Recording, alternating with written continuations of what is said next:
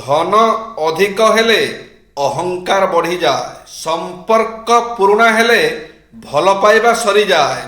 ଆଜି ମୋତେ ବହୁତ କଷ୍ଟ ଲାଗୁଛି। ସତରେ ମୁଁ ଯଦି ଭାବୁଛି ମୁଁ କାହାକୁ କ'ଣ କହିଦେବି, ଯଦି ତାକୁ କଷ୍ଟ ହେବ, ହେଲେ କ'ଣ ପାଇଁ କେଜାଣେ ସେମାନେ ଭାବୁନାହାନ୍ତି ମୋତେ ବି କଷ୍ଟ ହେଉଛି ବୋଲି।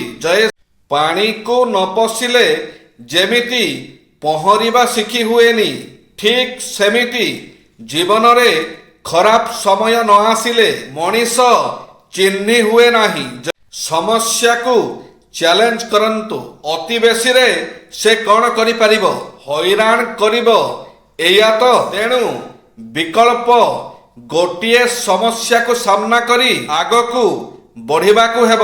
ଜୀବନ ଯୁଦ୍ଧ ତ ଲଢ଼ିବାକୁ ହେବ, ରଣଭୂମି ତ ଛାଡ଼ିବାର ପ୍ରଶ୍ନ ଉଠୁନି। ନିରାଟ ସତ୍ୟ ଶୁଣିବାକୁ ଟିକେ କଷ୍ଟକର।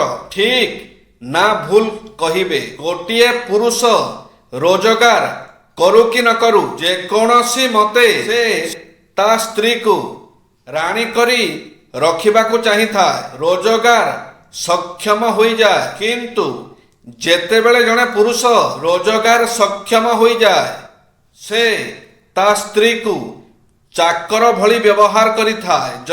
କେବେ ଶାନ୍ତ ଭାବରେ ରହି ନିଜକୁ ଏହି 6ଟି ପ୍ରଶ୍ନ କରନ୍ତୁ। ବୟସ କେତେ ହୋଇଗଲାଣି?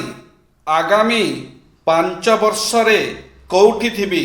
ଆପଣ ଆପଣଙ୍କ କ୍ୟାରିୟର ପାଇଁ କ'ଣ କରୁଛନ୍ତି? ନିଜ ଭବିଷ୍ୟତ ପାଇଁ କ'ଣ ଚିନ୍ତା କରିଛନ୍ତି? କ'ଣ କେବଳ ଆପଣଙ୍କର 10,000 କ'ଣ ମୂଳ? ଯଦି ଆଳସ୍ୟ କରିବେ, ଫୋନରେ ବ୍ୟସ୍ତ ରହିବେ, ଏମିତି ପ୍ରଶ୍ନ ନିଜକୁ ପଚାରନ୍ତୁ ନାହିଁ। କି ଛୁଟି ନ ନେଇ କାମ କରନ୍ତୁ, ୟାକୁ ଆପଣ ଅନୁଭବ କରିବେ। ଭଲ ହେଲା କି ତୁମେ ମୋତେ ପୁରା ଭାଙ୍ଗିକି ରଖିଦେଲ, ନହେଲେ ମୋର ତ ବହୁତ ଘମଣ୍ଡ ଥିଲା କି ତୁମେ ସମସ୍ତଙ୍କଠୁ ପୁରା ଅଲଗା। ସତ କହିଲେ ହୁଏତ ଅନେକ ଆପଣଙ୍କ ପାଖରେ ରହିବେନି, ତଥାପି ଆପଣ ସତର ସାଙ୍ଗ ଛାଡ଼ନ୍ତୁ ନାହିଁ।